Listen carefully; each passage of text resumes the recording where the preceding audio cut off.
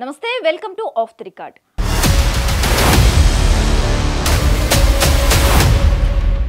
ఆయన ఒక మాజీ మంత్రి, 2 సార్లు ఎమ్మెల్యేగా పనిచేశారు. ఇంతవరకు బాగానే ఉంది. అయితే ప్రస్తుతం సొంత జిల్లాలో కనీసం ఇన్ఛార్జి బాధ్యతలు కూడా పార్టీ పెద్దలు ఇవ్వలేదట. సొంత పార్టీ నేతలతో తగాదాలు, నిత్యం సవాళ్లు విసరటం, అలాగే తొడలు కొట్టడం, మీసాలు తిప్పటం ఆయన నైజం. ఈ ఓవర్ యాక్షన్ భరించలేకనే జిల్లాలోని పెద్దారెడ్లు పార్టీ అధ్యక్షుడికి చెప్పి మరీ జిల్లా నుంచి తరిమేసినట్లు ప్రచారం జరుగుతోంది. ఇంతకీ ఆ మాజీ మంత్రి ఎవరు, ఏంటా కథ చూద్దాం. మాజీ మంత్రి అనిల్ కుమార్ యాదవ్ గురించి ప్రత్యేకంగా చెప్పనవసరం లేదు. నెల్లూరు జిల్లాలో 2 సార్లు ఎమ్మెల్యేగా గెలిచి మంత్రిగా కూడా పనిచేశారు. అయితే ప్రస్తుతం ఆయన పరిస్థితి అత్యంత దారుణంగా ఉందట. ఉమ్మడి నెల్లూరు జిల్లాలోని 10 నియోజకవర్గాలతో పాటు పార్లమెంటు స్థానాలకు సైతం ఇన్ఛార్జి పదవి ఇవ్వలేదట వైసీపీ అధినేత జగన్మోహన్ రెడ్డి.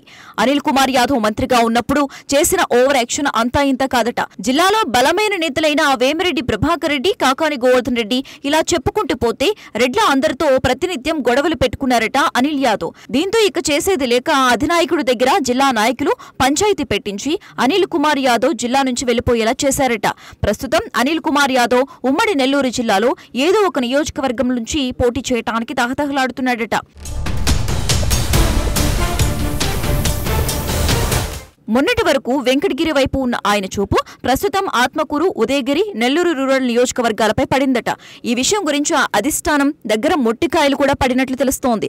దీంతో ఉమ్మడి నెల్లూరు జిల్లాలోని ఏదో ఒక నియోజకవర్గంలో వచ్చే ఎన్నికల్లో పోటీ చేయాలని చూస్తున్నారట అనిల్ కుమార్ యాదవ్. దీంతో ఆయన కన్ను ఏ నియోజకవర్గం మీద పడుతుందో అర్థం కాక సదరు కార్యకర్తలు టెన్షన్ పడుతున్నట్లు జిల్లాలో ప్రచారం జరుగుతోంది.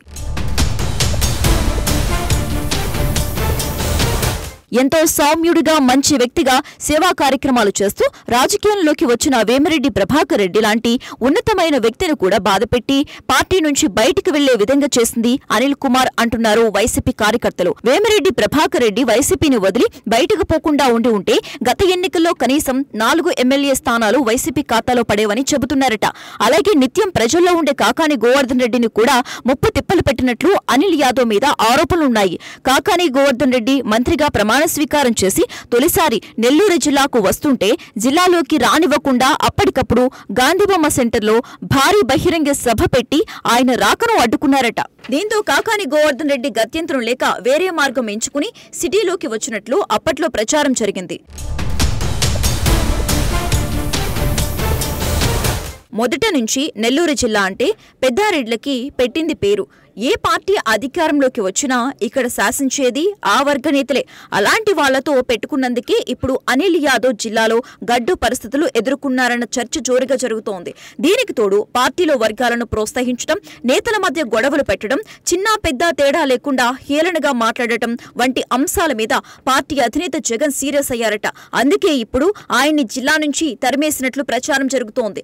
అందుకే జిల్లాకు అప్పుడప్పుడు చుట్టం చూపులా వచ్చి వెళ్తున్నారట అనిల్ యాదవ్. మొత్తానికి ఉమ్మడి నెల్లూరు జిల్లాలోని ఏదో ఒక నియోజకవర్గం నుంచి ఎమ్మెల్యేగా పోటీ చేయాలని అనిల్ కుమార్ యాదవ్ తహతహలాడుతున్నారట. అయితే పొరపాటున కూడా అనిల్ కుమార్ యాదవ్కు ఏదైనా నియోజకవర్గం కేటాయిస్తే జిల్లా మొత్తం పార్టీ సర్వనాశనమవుతుందని ఆ పార్టీ కార్యకర్తలు, నాయకులు పార్టీ పెద్దల దగ్గర వాపోతున్నారట.